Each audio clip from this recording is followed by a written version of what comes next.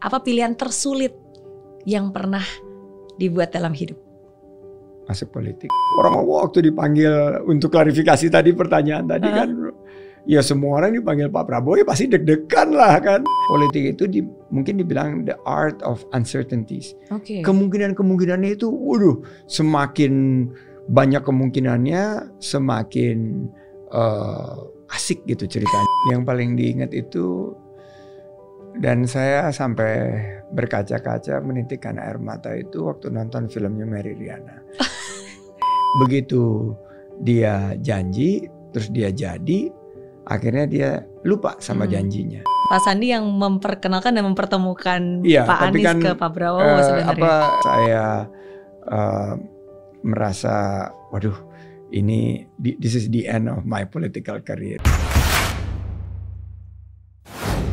Pagi ini saya berbahagia sekali bisa kedatangan sosok yang saya kagumi, yang saya sangat hormati, Bapak Menteri Pak Sandiaga Uno. Terima kasih, senang sekali ini akhirnya datang ke podcast studionya Mary Riana dan ngelihat operationnya Mary Riana Group. Wow, sudah besar sekali ya. Amin. Sekarang ya. Thank you. Sudah banyak kegiatannya dan banyak sekali yang disentuh dengan kegiatan educate and empower. Congratulations. Amin, thank you. Nanti akan lebih banyak lagi ya setelah mendapatkan lecture dari Pak Sandiaga Uno ya. Oke. Tapi kalau saya bertemu dengan Pak Sandi udah lama sebenarnya kita berkali-kali ketemu. Pertama kali saya tahu Pak Sandiaga Uno tuh sebenarnya as a businessman, very well known, very successful business entrepreneur. Tapi waktu itu belum pernah ketemu. Okay. Nah, tapi pertama kali saya ketemu sama Pak Sandi itu adalah ketika waktu itu Pak Sandi lagi mau jadi calon wakil gubernur. Waktu itu 2016-2017. Iya, dulu Pak Sandi datang ke The Mary Riana Show, terus kita ngobrol interview. Itu pertama kali. Lalu berikutnya ketemu lagi di Metro TV. Waktu itu Pak Sandi udah jadi wakil gubernur, ya kan? Bikin kerak telur, makanan kesukaannya Pok Nur. Betul. Jadi itu pertemuan berikutnya. Terus saya ingat lagi ketemu lagi waktu itu di rumahnya Pak Sandi. Betul banget. Waktu itu kita saya waktu itu udah selesai di wakil gubernur kalau nggak salah. Betul. Saya udah selesai juga prosesi Pilpres 2019. Yes, Cawapres. Dan saat itu saya lagi bangun Sandi Uno TV, terus ngundang Mary Riana sebagai gantian. Jadi tamunya ya, dan terus kita double konten waktu itu, collab kan, satu di studio saya, satu lagi di rumah. Wah, masih ingat ya? Masih ingat. Dan terakhir kali ketemu lagi sebelum hari ini adalah ketika Pak Sandiaga Uno datang dan menghadiri acara Inspira Fest tahun lalu. Banget ya. Pada saat itu sudah sebagai menteri. Ya, udah menjadi udah tugas di kementerian. Waktu itu saya ingat banget baru landing, terus kita ke venue-nya penuh banget dan saya terinspire bagaimana perjalanan saya untuk create my first $1 million.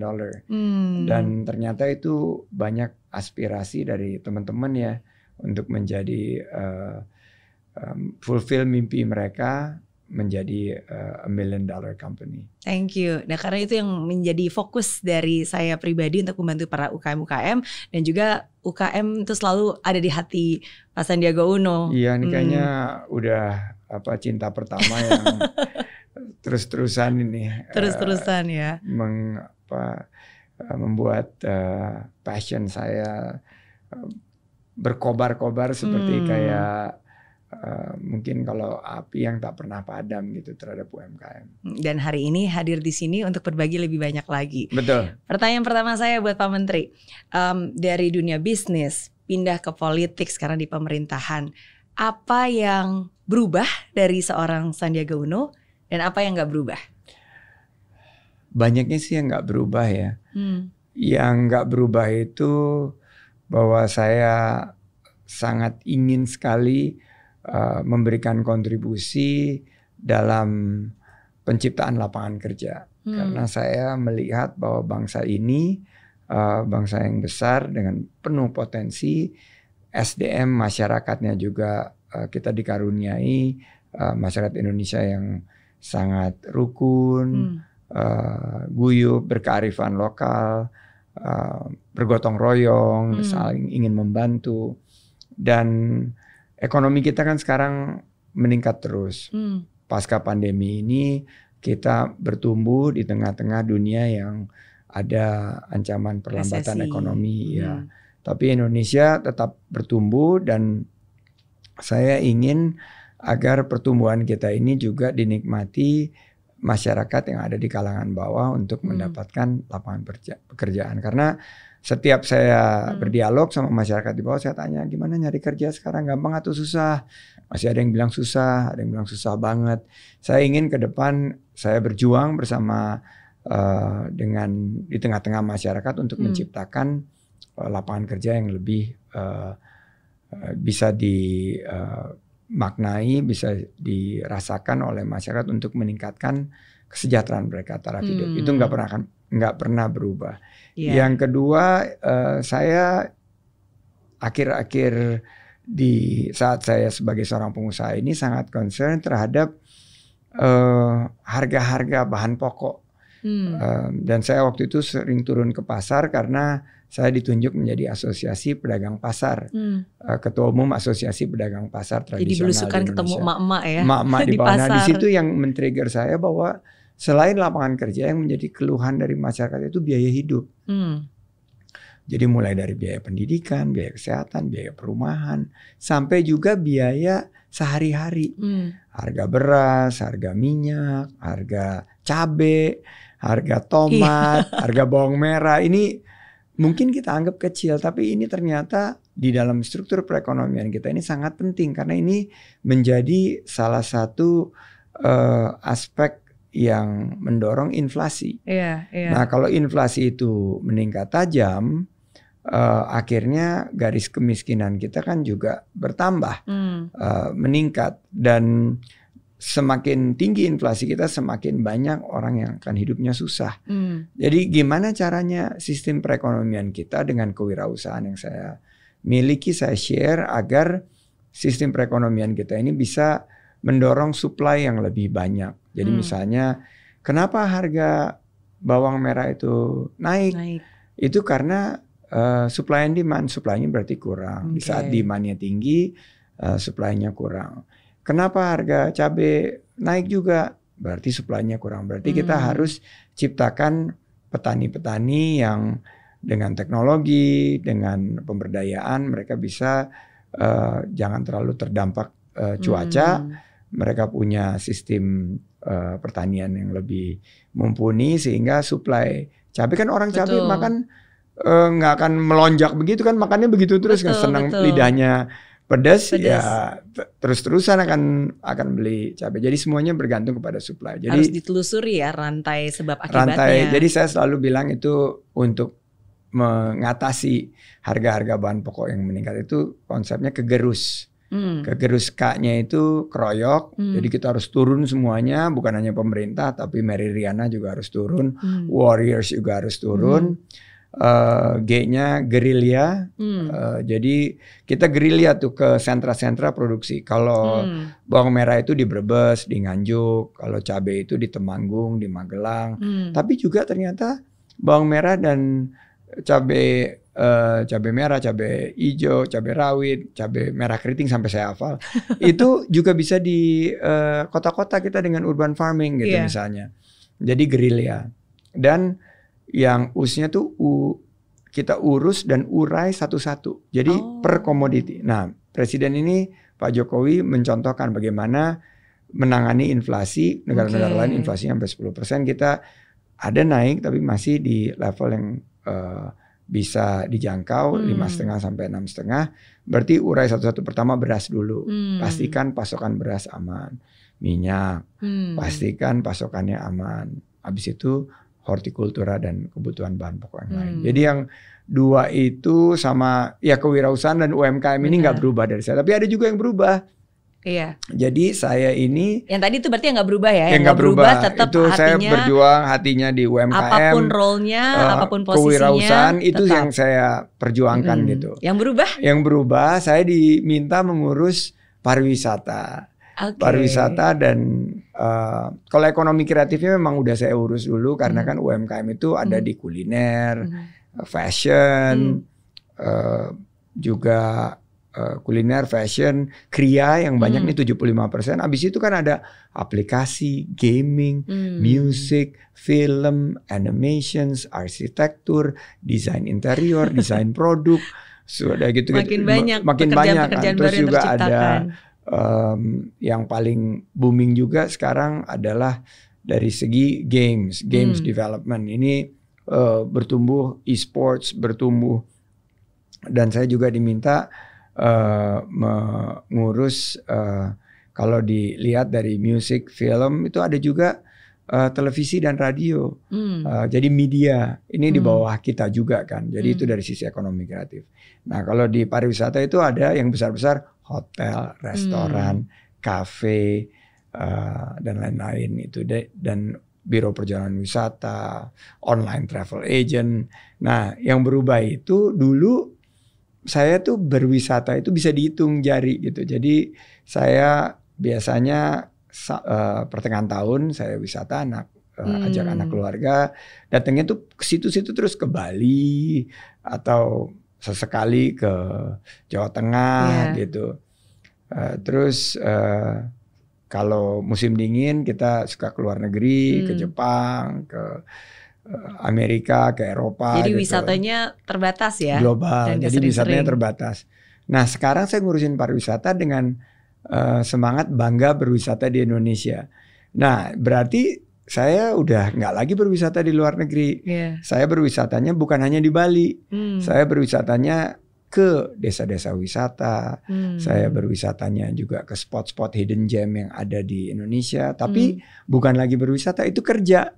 Nah uniknya Menteri Pariwisata ini saat kita kerja orang bilang ini jalan-jalan melulu nih, ini berwisata terus loh. Kita kan memang menginspire dan energize ekosistem. Jadi harus tahu dan harus turun. Harus turun, betul. Dan menteri sekarang itu nggak boleh ada di belakang meja. Kita harus berada di tengah-tengah ekosistem, berada di tengah-tengah komunitas, di tengah-tengah para pelaku pariwisata dan ekonomi kreatif. Jadi itu berubah. Berubahnya juga sekarang travelnya banyak sekali. Jadi saya di rumah itu mungkin cuma Senin, Selasa, Rabu, Kamis, Jumat, Sabtu, Minggu. Iya, kadang-kadang saya lihat baru datang, tiba-tiba anak udah dada lagi. Rabu, Kamis, Jumat, Sabtu, Minggu itu udah. Karena Senin biasanya ada rapat pimpinan dan rapat terbatas. Juga sering dipanggil oleh Bapak Presiden untuk memberikan update, terus bagaimana perkembangan. Karena kan saat pandemi itu pariwisata yang paling terdampak. Betul. Dari tadinya kita salah satu yang menjadi pencipta lapangan kerja, jutaan lapangan kerja di sektor pariwisata itu hilang. Di ekonomi kreatif yang nggak bisa terdigitalisasi juga hilang. Tapi alhamdulillah di tahun 2022 kemarin kita sudah bangkit dari target kita menciptakan 1,1 juta lapangan kerja. Kita bisa mencapai lebih dari 3,3 juta lapangan kerja. Amin. Jadi 3 kali lipat. Terima kasih dukungannya. Amin. Terakhir kali saya ke Bali beberapa hari yang lalu. Kalau zaman dulu banget Kuta kan itu benar-benar mati ya. Paling ada cuma beberapa tempat aja, Canggu yang lebih seminyak, yang lebih rame. Tapi kemarin udah rame lagi, udah macet lagi, udah udah banyak aktivitas. Which is bagus. Itu is a good problem. Terima kasih. Yang berubah dan nggak berubah. Tapi kalau dari sifat, apakah ada yang berubah dan nggak berubah? Nggak ada yang berubah sama sekali. Kalau itu kayaknya sudah terbentuk ya dari karena kalau sifat itu kan dari kecil kita ditempa, terus begitu remaja kita sudah mengenal sifat dasar kita dan terinstitusionalisasi menjadi budaya kerja. Saya nggak berubah sama sekali, masih tetap mengusung kerja 4As, kerja keras, kerja cerdas, kerja tuntas, dan kerja ikhlas. Masih tetap mendorong 3C, inovasi, adaptasi, dan kolaborasi. Masih sangat benar-benar mendorong 3G, gercep, gerak cepat, harus cepat, harus geber, gerak bersama, nggak bisa sendiri-sendiri, harus terus bersilaturahim, harus terus berjejaring dan gaspol. Garap semua potensi termasuk potensi online. Nah, itu yang 3G, terus 2S-nya masih tetap sama. Bersyukur, harus bersyukur. Betul. Tapi kalau belum mendapatkan sesuai dengan keinginan, kita bersabar. Dan ya itu semua akhirnya satu tujuannya untuk Indonesia yang sejahtera, adil dan makmur. Setuju. Dan saya bukti nyata sosok yang melihat Pak Sandi dari mungkin hampir 10 tahun yang lalu sampai sekarang itu benar-benar konsisten, tetap humble, tetap rendah hati, tetap santun, dan itu satu hal yang menurut saya mungkin terdengar sangat sederhana, tapi ketika seseorang berada di dalam posisi tertentu atau kondisi tertentu, kadang-kadang sikap, rasa, attitude, santun dan humble-nya itu bisa berubah. Tapi itu satu hal yang masih tetap konsisten dari seorang Sandiaga Uno sampai hari ini. Terima kasih. Thank you. Ada beberapa kejadian dalam hidup kita yang pastinya akan selalu diingat. Kalau kita mengingat kembali nih masa-masa di politiknya Pak Sandiaga Uno, dari sejak jadi wakil gubernur, terus cawapres, ya kan, sampai hari ini, apa sih yang paling berkesan dan paling diingat? Yang paling diingat itu, dan saya sampai berkaca-kaca menitikkan air mata itu waktu nonton filmnya Mary Riana. Karena saya ingat itu yang momen yang paling pas menggambarkan, dan menurut saya film itu plek-ketiplek sama kejadian hidup saya. Di mana saya meniti karir dan merasa sudah dekat sekali dengan sebuah kesuksesan ya. Jadi kalau di dunia usaha itu atau di profesionalisme ya, kan saya berkarir sebagai profesional kan, bahwa puncak karir dan kira-kira ultimate goals-nya itu kan adalah menjadi pucuk pimpinan dari perusahaan kan, menjadi direksi, dan itu saya sudah selangkah lagi untuk ke posisi itu, tiba-tiba kan krisis, dan itu saya banyak sekali belajar dari krisis itu, dan semua tertuang di ceritanya Mbak Mary, walaupun settingnya berbeda ya. Waktu itu saya di Singapura juga tinggalnya, saya dapat pink slip itu kalau di dunia korporasi itu pink slip itu menandakan kita mendapatkan surat PHK. Jadi Anda, your service is no longer required and thereby you are terminated. Itu kayak geledek di siang bolong. Tiba-tiba saya langsung melihat, karena nggak siap, semua tabungan waktu itu dimasukin ke saham, habis ludes. Nggak punya penghasilan, nggak punya pendapatan. Dulu kan waktu jadi profesional, selain digaji dikasih mobil ditarik. Dulu dikasih fringe benefits kan, seperti tunjangan perumahan, tunjangan, semua ditarik. Tiba-tiba ya gelap aja, nggak ada ini. Akhirnya saat itu ya saya melalui fase itu. Bagaimana nggak berani nyampein ke istri saya karena saya udah di PHK. Baru punya anak, baru punya baby, gimana bisa membeli susu buat saya udah kepikirannya udah benar-benar sangat waktu itu udah masuk ke dalam fase yang depresi berat ya waktu itu. Kalau dengar telepon waktu itu saya deg-degan gitu karena tagihan kredit card. Karena dulu waktu jadi profesional gaji gede ya kredit card kan tagihannya nggak bisa dibayar semuanya gitu. Jadi dibayar cicilannya aja. Dan ada tagihan untuk beli rumah, waktu itu beli townhouse di wilayah distrik 10 waktu itu kan ada bulanan yang mesti dibayar. Nah itu masa yang nggak akan pernah saya lupa. Akhirnya saya regroup, saya pulang ke Indonesia, saya bilang kepada para kreditur saya perlu waktu, saya tinggal balik lagi di rumah orang tua, rumah yang di Singapura karena nggak bisa dijual juga, harganya lagi anjlok, saya sewain. Dan Jangan sampai harus jual perhiasan ya. Itu Mbak Nur istri saya. Dan waktu saya memulai usaha kan nggak punya modal. Nah, istri saya yang menjual perhiasan, cincin berliannya dari ibunya untuk modal kita. Dan ya alhamdulillah dari betul-betul by necessity, by accident saya menjadi pengusaha, memulai usaha di bidang keuangan dan investasi. Dan setelah 25 tahun nih, baru merayakan kemarin 25 tahun anniversary, sudah menjadi usaha nasional yang membuka lapangan kerja bagi 30.000 karyawan. Amin. Dan menurut saya The Warriors dan Mary Riana Group can create millions of stories like that karena sudah dibukukan dan sudah difilmkan. Dan saya waktu itu sempat terpikir pengen juga bercerita dengan itu. Saya bilang udah ada Mary Riana, ceritanya mirip. Biar Mary Riana aja yang bercerita dan keliling Indonesia untuk menginspirasi semua teman-teman dari pelaku UMKM yang banyaknya perempuan untuk bisa menggapai mimpinya. Amin, amin. Thank you. Ngomong-ngomong tentang buku, saya dengar-dengar juga Pak Sandi bakalan mau bikin buku nih rencananya untuk tahun depan. Tapi bukunya berbeda. Kalau buku tentang bisnis-bisnis kan udah banyak. Saya punya salah satunya. Tapi perjalanan politik.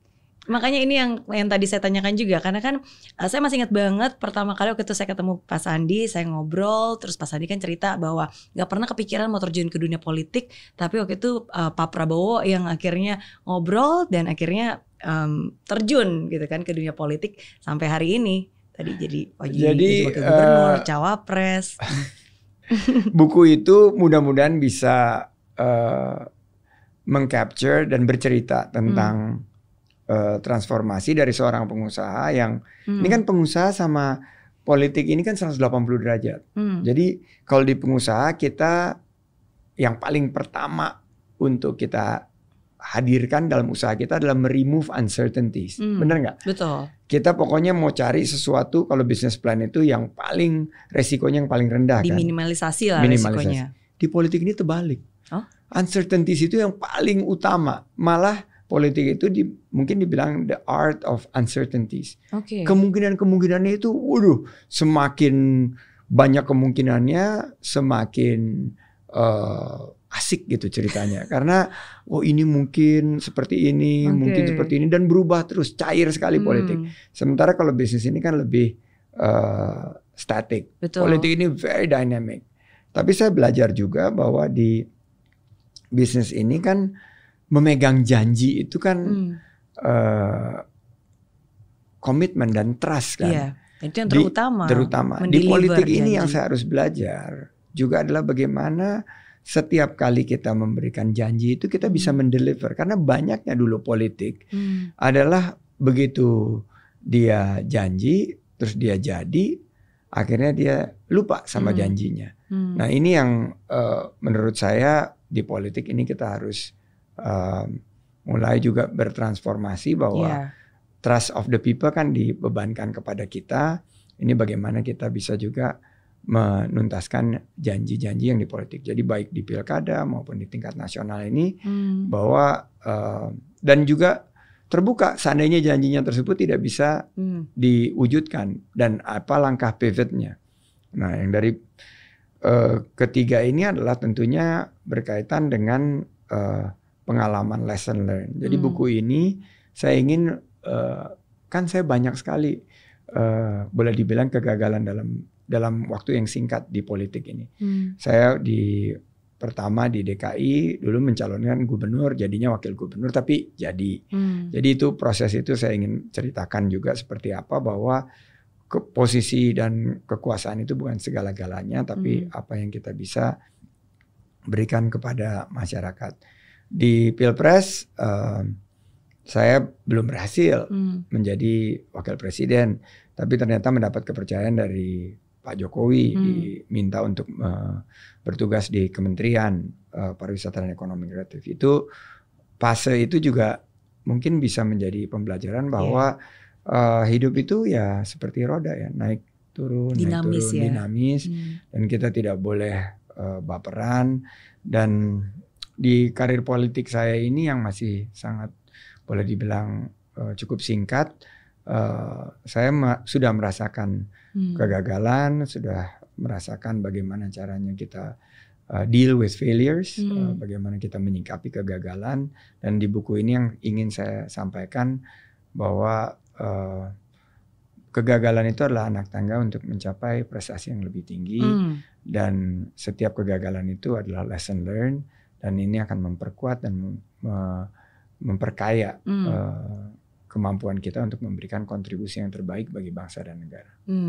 Sangat menarik, ditunggu bukunya dan juga cerita-cerita perjalanan dan pengalamannya Pak Sandi. Kalau perjalanannya udah saya terbitkan tahun lalu, itu namanya 1500 Inspirasi Jelajah Nusantara. Itu perjalanan saya selama 8 bulan di 2019 waktu Pilpres. Itu saya ceritain momen-momennya sendiri-sendiri. Tapi nggak ada aspek daripada lesson learn, kegagalan dan bagaimana ini. Nanti mungkin yang upcoming books yang ingin saya share itu adalah lebih kepada cerita kegagalan dan menyikapi kegagalan dan bagaimana kita bisa memberikan kontribusi yang terbaik.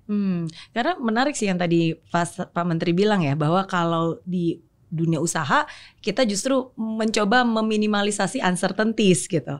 Tapi kalau dunia politik justru berbeda ya. Justru kita harus membuka possibilities. Ya, jadi kalau di business plan itu kan kita ada mungkin 3 case ya. Base case, worst case, sama best case scenario kan. Kalau di politik mungkin ada A, B, C, D, F, G sampai Z kali, terus bisa ada 2A, 3B. And always last minute. Dan selalu last minute. Politik is always last minute. But ngurusin rakyat is minute to minute.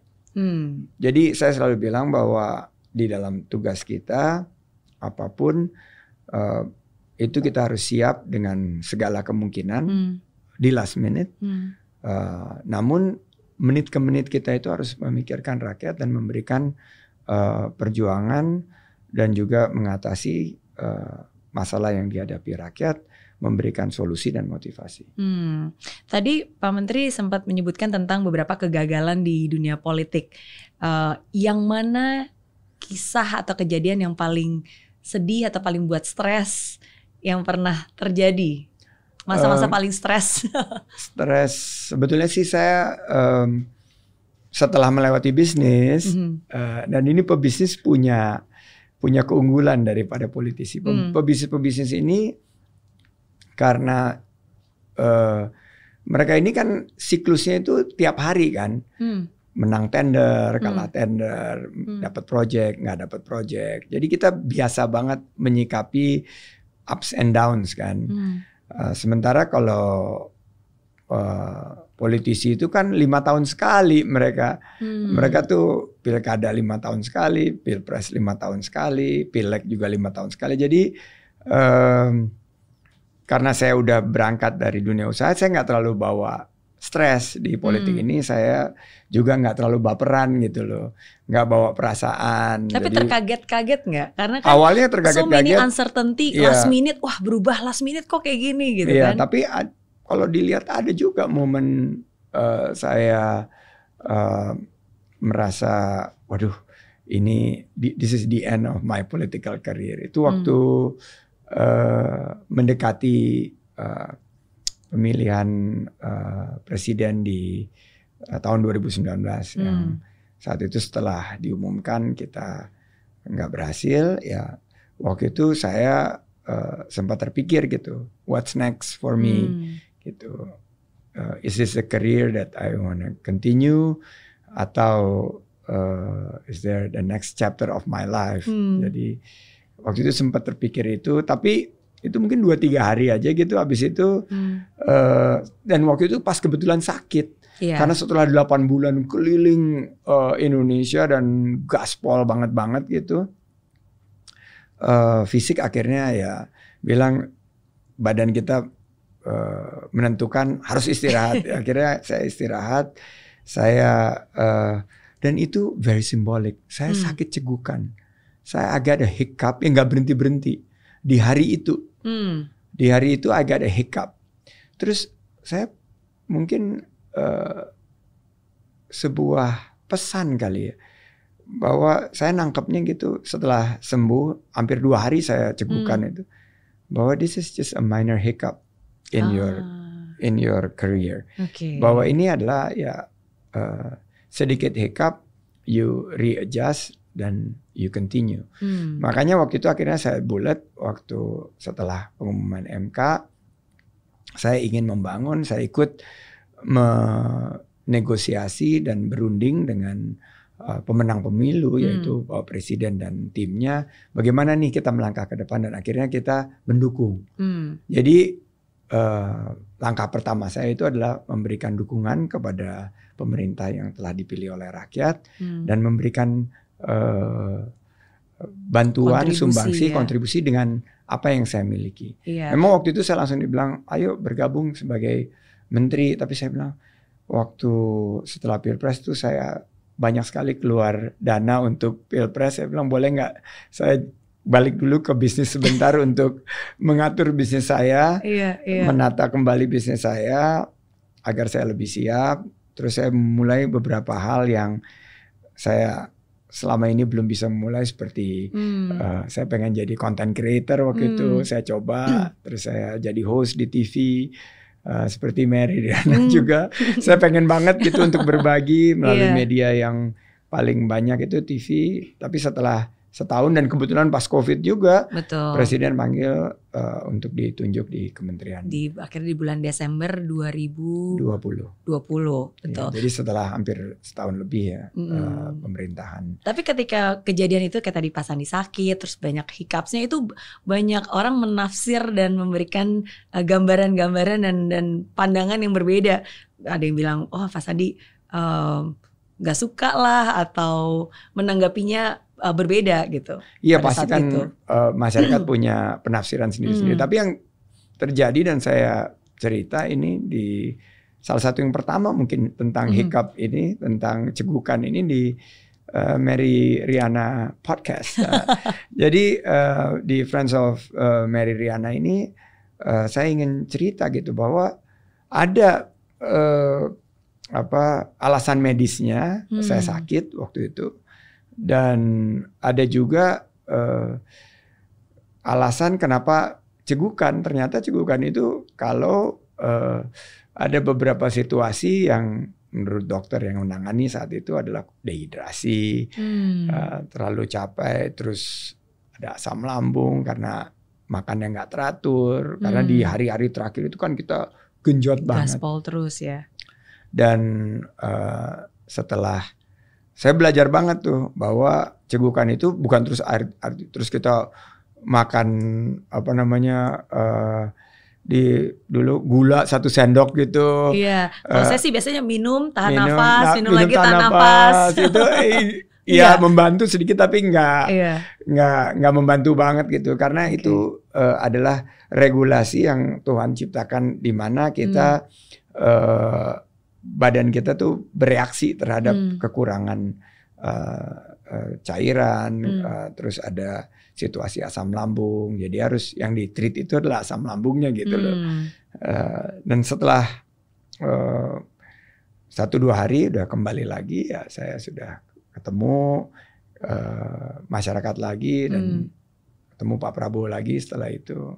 Kalau nggak salah cuma 3 hari, tapi itu di 3 hari waktu cegukan itu saya banyak belajar juga tentang bagaimana menyikapi kegagalan. Dan setelah itu saya melihat bahwa bahwa ini bisnis kita sudah berkembang dengan baik, ekonomi kita juga sudah mulai baik. Bagaimana politik kita ke depan juga adalah politik yang mempersatukan, jangan sampai terpecah belah, jangan sampai terpolarisasi. Akhirnya keputusan itu yang kita ambil untuk bergabung dengan pemerintah dan memberikan dukungan, support, kontribusi.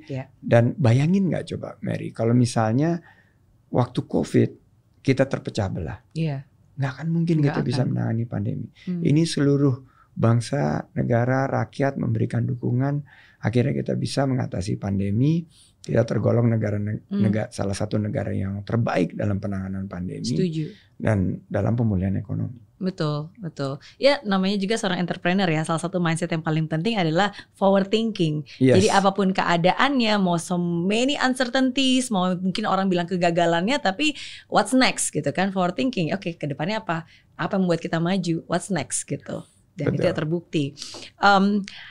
Ada banyak orang mungkin mendapatkan informasi dari apa yang dia lihat, potongan-potongan, dan akhirnya membuat asumsi-asumsi. Asumsi terbesar apa yang sebenarnya salah, yang selalu orang punya terhadap Pak Sandiaga Uno? Apa ya? Hampir semua benar sih ya. Apalagi belakangan ini kan suka banyak nih asumsi bahwa katanya Pak Sandiaga Uno mau pindah partai ke PPP, udah jadi capres, cawapres di sana udah disiapkan, atau mungkin asumsi banyak lah, kadang-kadang kan ada begitu banyak asumsi tentang Pak Sandi. Banyak di politik itu ya karena the art of uncertainties itu akhirnya mereka create many assumptions, akan banyak bikin asumsi-asumsi dan menganalisa asumsi-asumsi tersebut, dan itu memang role-nya pengamat politik dan mulai dari yang di TV sampai yang di warung kopi kan. Kan kalau politik itu asik dibicarakan di warung kopi, sampai di podcast gini yang biasanya kita ngomong entrepreneurship, kita ngomong politik sekarang.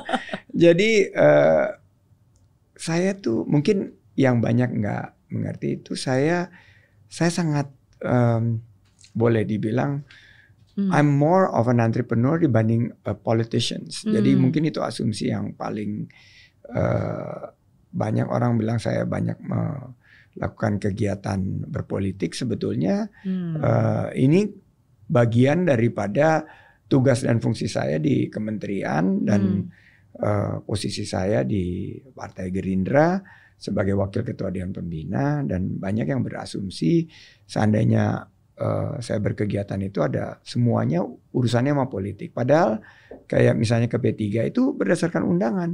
Undangan dari Pak Ketua Umum, undangan dari para kiai, pondok pesantren yang ada di bawah naungan keluarga besar P3, saya diundang.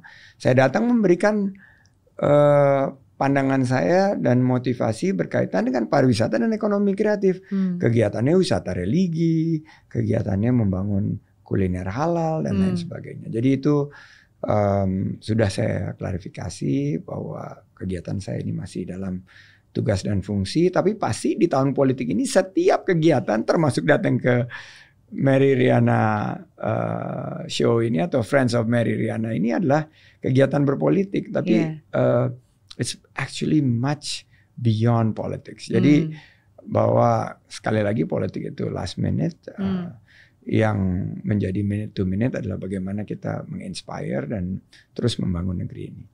Lagi-lagi balik ke prinsip tadi ya, karena mungkin di dunia politik having more uncertainty, creating more possibilities, ya itu semakin baik lagi. Jadi seringkali mungkin kata-kata mungkin nih, jangan-jangan ini lagi mau kesini, jangan-jangan lagi mau pindah, jangan-jangan lagi nggak suka sama ini. Jadi meng-create that kind of possibility dan kemungkinan-kemungkinan itulah yang memang nature dari dunia politik itu seperti itu ya. Iya, dan ternyata begitu dibuka, yang ngundang Pak Sandi bukan hanya P3, ada teman-teman dari PKB ngundang juga kemarin di Kabupaten Bandung, dari PKS di Kota Bandung.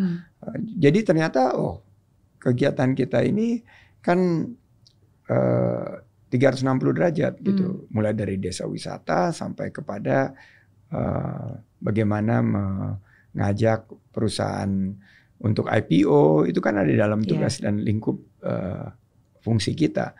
Jadi setelah dilihat, iya benar, ternyata setelah dianalisa kegiatannya memang itu semuanya tersentuh gitu loh.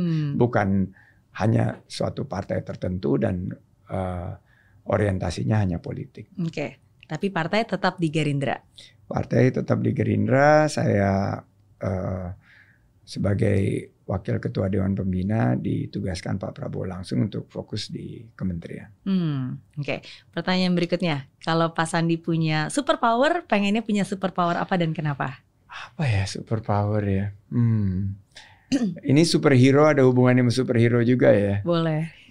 Apa ya? Superman kayaknya ya. Dia bisa terbang gitu. Apa ya superpower? Mungkin the power to empower. Jadi bagaimana kita, karena menurut saya masyarakat kita dan setiap individu itu punya keunggulan sendiri. Tinggal mereka bagaimana di-empower supaya mereka bisa true to their own nature, be the best they can be. Itu mungkin ya saya melihat power yang bisa diberikan saya untuk empower other people itu. The power to empower ya. Yeah, the power to empower other people, the power to empower masyarakat kita, the power, kekuatan untuk berjuang bersama rakyat untuk mensejahterakan. Karena kan tujuan Republik ini kan jelas kan, pendiri bangsa kita kan sudah bilang bahwa pertama kita harus melindungi segenap dan seluruh. Intinya mereka harus dirasa aman, itu harus, dan itu kita ada TNI Polri, ada pemerintah dan lain sebagainya. Kedua adalah memajukan kesejahteraan umum. Apakah kita sudah sejahtera? Yes, some people, tapi banyak yang belum sejahtera. Ini tugas kita. Sebelum 2045 nih untuk membawa Indonesia maju, di 2045 GDP per kapita kita targetkan itu kan mendekati angka 30.000 GDP per kapita. Yes, masih 20 tahun lagi dari sekarang, tapi ini udah deket banget, kita harus kerja keras. Selanjutnya kan mencerdaskan kehidupan bangsa. Jadi ini what you're doing is part of building the nation kan. Dan ikut partisipasi dalam perdamaian dunia, dan Indonesia sudah dengan G20, dengan ASEAN chairmanship sekarang ini kita mengambil posisi untuk menjadi bright spot ya di dunia yang penuh gejolak ini, volatility. Indonesia ini sanctuary for mungkin kalau dibilang spirituality, serenity, ini kan jarang gitu di dunia yang sangat bergejolak itu. Di Indonesia ada kedamaian seperti ini, tapi masih banyak PR seperti bagaimana kita meningkatkan lapangan kerja, membuka peluang agar masyarakat lebih sejahtera. The power to empower. Jadi punya super powernya supaya orang lain juga punya super power ya. Mereka jadi superhero-superheronya. Semua menjadi superhero. Oke, that's nice. Oke, pertanyaan berikutnya. Jadi saya akan menyebutkan ada 5 nama tokoh politik, kawan-kawan politik. Jadi saya minta Pak Sandi nanti akan menyebutkan komentar atau pandangan Pak Sandi terhadap orang tersebut. Kita minta izin dulu. Boleh. Yang pertama, satu kata ya komentarnya atau bebas? Penjelasan juga boleh. Pandangan dan komentar, pengalaman mungkin, apapun. Jadi yang pertama adalah Pak Ganjar Pranowo. Pak Ganjar orangnya sangat very athletic. Saya baru tahu dia, saya sepedaan sama dia dan dia sangat saya pikir tuh saya yang paling fit ya. Ternyata Pak Ganjar dan Bu Ganjar itu super fit. Mungkin lebih fit dari saya. Orang yang menyenangkan sekali, full sense of humor, sangat merakyat, dan beliau punya kemampuan begitu dia masuk ruangan membuat suasana itu sangat energized. Kemarin saya di UGM, kebetulan dia kan acaranya dia, saya diundang untuk memberikan pelatihan kepada UMKM. Dia begitu masuk ruangan itu para UMKM tiba-tiba semangat dan dia memberikan juga motivasi dan inovasi-inovasinya dari penyampaian, dan dia punya kemampuan juga untuk mensederhanakan bahasa-bahasa yang sulit ya kalau untuk UMKM, tapi yang paling bisa dimengerti oleh masyarakat itu Pak Ganjar bisa lakukan. Termasuk salah satu leader yang juga turun ke bawah ya, sama seperti Pak Sandi. Karena sering turun ke bawah jadi tahu bahasa apa yang sebenarnya bisa mudah dimengerti dan disederhanakan untuk mereka juga. Dan rambutnya juga putih. Rambutnya putih, salah satu kriteria yang diajukan Presiden. Yang kedua, Pak Anies Baswedan. Sahabat, dan dulu di 2009 saya baru saja selesai ketua umum IPMI itu saya bertemu, dan sebelumnya ketemunya di 2006 sama Pak Anies.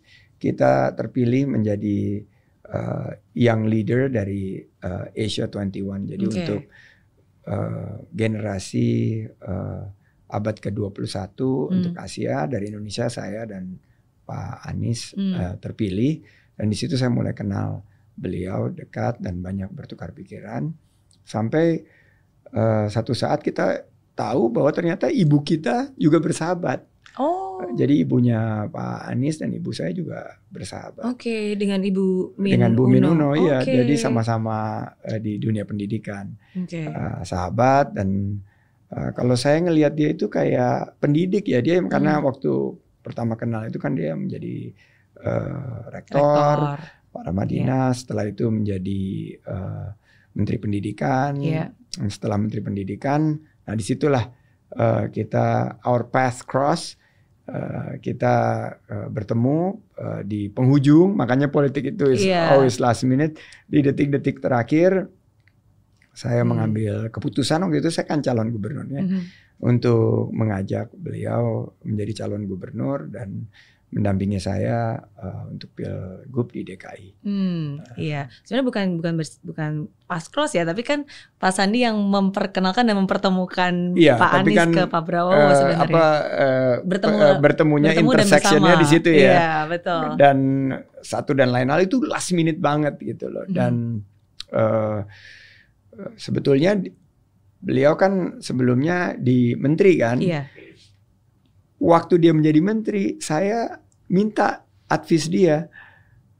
Saya undang beliau sebagai Menteri Pendidikan di acara Saratoga Investment Summit. Dia datang dan saya tanya, ini ada instruksi dari Pak Prabowo, saya harus maju di DKI. Bagaimana pendapat Pak Menteri waktu itu? Maju Chief, dia bilang gitu. Dia panggil saya Chief kan, maju aja Chief. Mantap bro, dia bilang gitu. Kita lihat. Nah, saya terus mulai dari 0,00001% kan, nggak ada yang kenal saya. Di Jakarta Barat ini nih, di tempat ini nih, di bawah sini kalau nggak, saya masuk pasar orang nggak tahu siapa saya.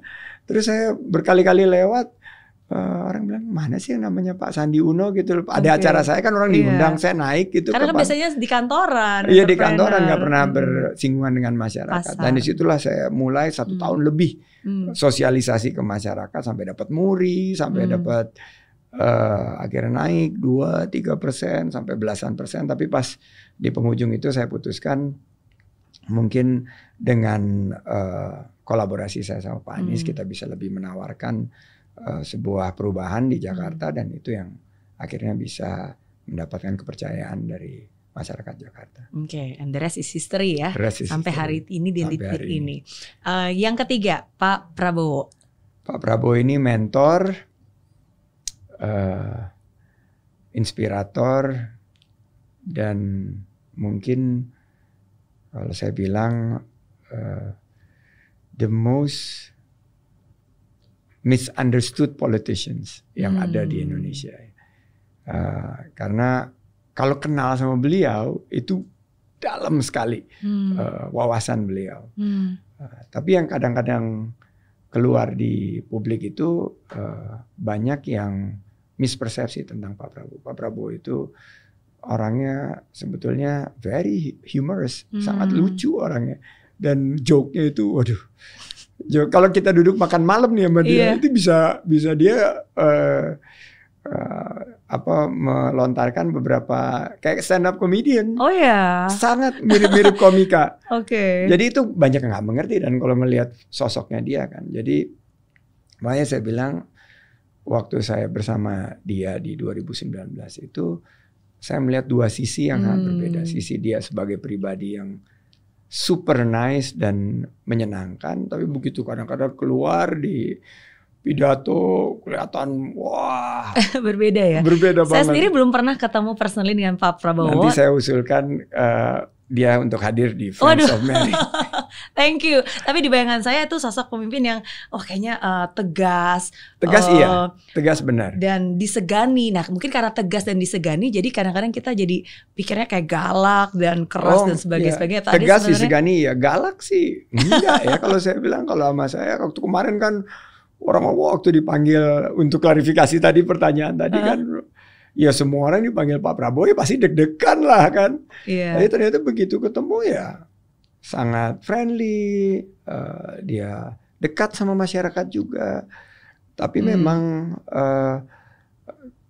mudah-mudahan beliau memiliki kesempatan untuk lebih banyak menceritakan ke masyarakat pemikirannya dia. Dan dia udah menulis banyak sekali buku-bukunya sangat dalam dan sangat philosophical. Saya lihat konsistensinya, istiqomahnya terhadap NKRI, perjuangannya dia mulai dari masa kecil, masa remaja sampai menjadi militer, sampai akhirnya menjadi pengusaha dan sekarang menjadi Menteri Pertahanan. Amin, amin. Semoga suatu hari punya kesempatan untuk bisa berkenalan dan bertemu langsung. Mudah-mudahan. Bertukar pikiran dengan Pak Prabowo. Friends of Mary Riana. Kayaknya dia mesti masuk juga di sini nih. Amin, ditunggu kedatangannya. Yeah. Oke. Itu udah 3. Yang keempat berarti Pak Ridwan Kamil. Pak Ridwan Kamil, Friends of Mary. Dia sih plek-ketiplek sama kita. Dia kan social media darling ya. Dan juga, kalau itu karena dia arsitek. Saya selalu kan duduk sebelah dia kadang-kadang kalau lagi di acara. Selalu gambar itu. Mungkin pas di sini gambar juga kali ya. Dia suka bilang suka oret-oret. Dia oret-oret dan tiba-tiba jadi kayak sebuah infografis yang menarik gitu loh. Terus bisa bangun ada gambar rancangan bangunan dan seorang arsitek. Jadi kalau tadi saya lihat Pak Ganjar ini adalah mungkin people's leader, Pak Anies ini pendidikan ya, professors. Kalau Pak Prabowo ini soldiers gitu, a good general gitu. Nah kalau Pak Ridwan ini an architect gitu loh. Arsitek dia memang. Kalau saya pandangannya, dan he's super fun to be around, seru banget dan idenya tuh nggak habis-habis gitu. Jadi apalagi kalau urusan konten ya, itu kadang-kadang saya sampai juaranya konten dan terbahak-bahak dan seru banget kalau lagi sama dia dan istrinya. Kemarin ke kawinannya Kiki Syafutri juga bareng-bareng kita berempat. Banyak banget loh semua, ada kayaknya ada Pak Ganjar di situ, Pak Anies di situ, ada Pak Sandi. Kayaknya beda-beda, Pak Ganjar sama Pak Anies itu siang, saya sama Pak Ridwan itu malam sama Kang Emil. Iya, ada Pak Erick Thohir, waduh. Seru banget. Oke. Yang terakhir berarti Mas AHY. Mas AHY. Nah, Mas AHY ini saya kenal juga dari muda kan, karena saya dulu kerja buat Pak SBY waktu di Komite Ekonomi Nasional, dan waktu saya HIPMI sering tahun 2005 itu juga diajak travel banyak sama Pak SBY. Mas AHY ini mungkin kalau saya lihat seorang muda yang sangat concern terhadap kemajuan bangsa kita, tapi mungkin karena posturnya yang tinggi besar gitu dan keker, saya ngelihatnya ya itu kalau super power itu kayaknya salah satu yang paling cocok Satria ya, dipasangin ke ini Mas AHY. Dan kita juga dulu suka ikut lari bareng sama Mas AHY. Dia olahraga, jago basket juga, sama-sama kita suka basket. Dan di antara para pimpinan partai politik, salah satu yang paling muda kan juga Mas AHY. Jadi ini mungkin masa depan politik Indonesia dipimpin anak-anak muda. Dan Mas AHY ini juga orangnya sangat humble juga, sangat humble dan juga lucu juga dan ceria gitu. Dia dan kalau berpakaian itu keren. Rapi gitu, keren. Saya tuh kadang-kadang suka diomelin sama istri saya, kamu tuh kalau pakai kayak Pak AHY gitu loh. Bisa aja Pak Sandi juga keren. Kalau saya kan very casual, beda. Very casual dan I wear things that are comfortable gitu. Tapi kalau Mas AHY itu rapih terus, ganteng dan rapi, dan pasangannya cantik juga, Mbak Anissa yang luar biasa. Oke. Thank you udah menjawab pertanyaan saya. Komentar terhadap 5 tokoh politik ini ya. Apa pilihan tersulit yang pernah dibuat dalam hidup? Masuk politik, salah satunya. Itu pilihan paling sulit. Waktu jadi pengusaha, jadi entrepreneur itu kan by accident and by necessity. Jadi nggak perlu pilihan karena we don't have any other choice. When your back is against the wall, you have to do something. Dan itu nggak terpikir, your default pikiran itu akhirnya membawa kita untuk survive dan berjuang. Dan akhirnya menjadi pengusaha. Tapi saat pindah kuadran untuk masuk politik, karena di mata saya dan di mata keluarga saya itu politik. Saya ini politisi pertama di keluarga kita gitu. Jadi udah menjadi pengusaha pertama, menjadi politisi pertama juga. Yeah. Nah ini mama tuh paling pertama, ibu yang paling dia concern banget. Sampai sekarang masih concern. Sampai nangis kan? Sampai nangis keputusan ini. Iya, saat itu setiap kali ada ini dia takut, dia lihat TV, dia stres berat gitu loh. Dan saya akhirnya bilang saya hanya mau melakukan ini kalau membuat orang tua bahagia. Dan saya jelaskan pilihan saya atas ajakan Pak Prabowo waktu itu. Akhirnya mereka bisa menerima dan they until now learn to accept bahwa ini pilihan hidup saya dan ini pilihan sulit dan saya harus terus bisa membahagiakan kedua orang tua saya dan keluarga saya. Sudah mengembrace the choices yang dipilih oleh Pak Sandi ya. Betul. Saya jadi penasaran kan waktu itu banyak banget cerita sama Pak Prabowo kan. Akhirnya Pak Prabowo yang membuat Pak Sandi berubah pikiran. Apa sih yang waktu itu dikatakan atau mungkin yang mengubah pemikiran Pak Sandi dan juga meneguhkan hati akhirnya oke, that's it, saya ingin masuk politik? Dia bilang satu hal sih. Satu, bahwa Indonesia ini telah banyak sekali memberikan kontribusi kepada kamu. Kamu menjadi pengusaha besar itu karena Indonesia. Tapi pernah gak kamu memikirkan apa yang telah kamu berikan terhadap Indonesia? Apa yang kamu telah berikan, ya mungkin bayar pajak, iya. Bikin sesi-sesi seminar, berbagi, iya. Tapi kalau diberikan amanah menjadi pengambil kebijakan publik, yang tersentuh itu bukan hanya karyawanmu yang 30.000, bukan hanya orang yang ikut seminarmu mungkin 300-400, tapi jutaan, mungkin belasan dan puluhan juta masyarakat Indonesia yang akan meningkat taraf hidupnya berkat kebijakan yang kamu ambil. Jadi Pak Prabowo sama saya kan ngomongnya pakai bahasa Inggris terusnya. Itu kira-kira terjemahannya di bahasa Indonesia. Dan akhirnya saya waktu itu tersentak gitu loh. Bahwa it's maybe time for me to give back to our country. Untuk contribute, untuk share dan give back. Dan sudah waktunya juga. Thank you sudah menjawab pertanyaan saya. Berarti terakhir seperti janji saya, Pak Sandi boleh nanya satu pertanyaan apapun. Oke. Agak banyak pertanyaannya, tapi ini saya mau kasih lihat 2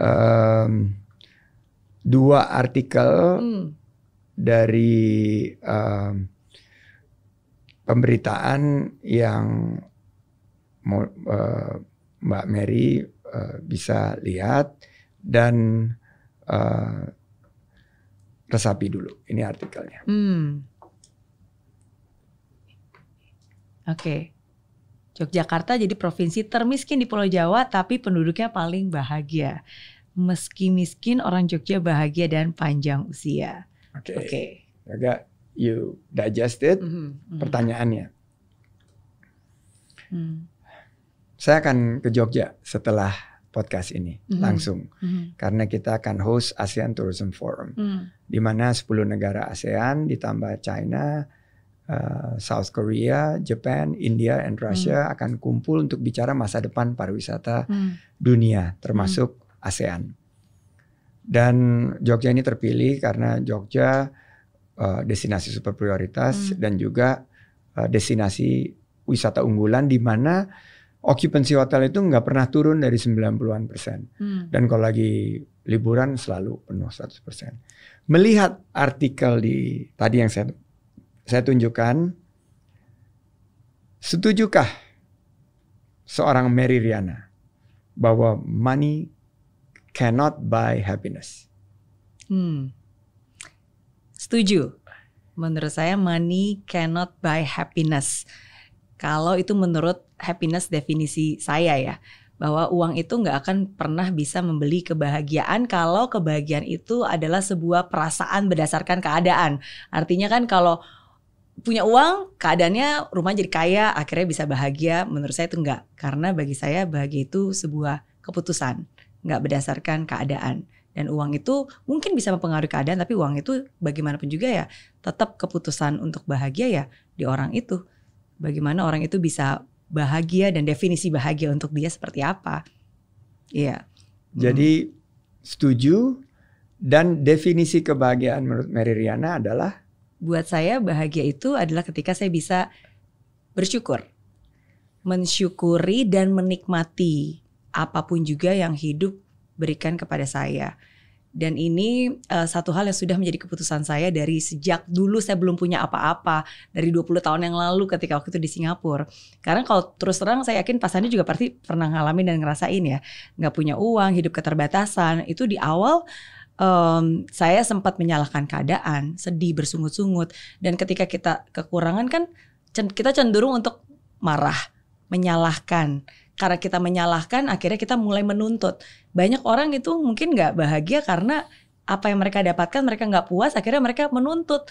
Gaji gak cukup lah, uang gak cukup lah, ini gak cukup lah. Dan itu yang akhirnya menodai usaha dan apapun juga yang kita lakukan dalam hidup ini gitu. Nah jadi pada saat itu saya memutuskan untuk bisa lebih mengapresiasi apa yang saya punya. Walaupun saya harus ngumpet-ngumpet makan roti di toilet semasa kuliah, tapi setidaknya saya masih bisa kuliah. Ada begitu banyak orang di luar sana yang gak pernah merasakan rasanya duduk di bangku kuliah gitu. Harus saya syukuri. Walaupun saat itu saya harus merantau, jauh dari orang tua, hidup sendiri, tapi saya masih punya orang tua gitu kan. Mereka masih hidup, mereka masih ada gitu. Jadi harus saya syukuri. Dan itulah keputusan untuk tetap mensyukuri dan menikmati apapun yang masih ada. Walaupun gak seberapa. Tapi kalau yang gak seberapa itu kita syukuri, yang gak seberapa itu akan ditambah lagi dan lagi dan lagi dan lagi dan lagi. Gitu. Jadi definisi buat saya bahagia adalah ketika saya bisa bersyukur, mensyukuri dan menikmati apa yang hidup izinkan untuk terjadi sampai hari ini. Gitu. Kebahagiaan adalah bersyukur. Betul. Terima kasih. Betul. Thank you. Terbaik. Thank you. Sukses terus buat Pak Sandi. Sukses. Yes. Terima kasih, dan mudah-mudahan lebih banyak jutaan orang Indonesia yang menggapai mimpinya bersama Mary Riana Group. Amin. Dan semakin banyak friends of Mary Riana termasuk Pak Prabowo hadir di sini. Amin, amin, amin. Thank you. Terima kasih. Sehat selalu.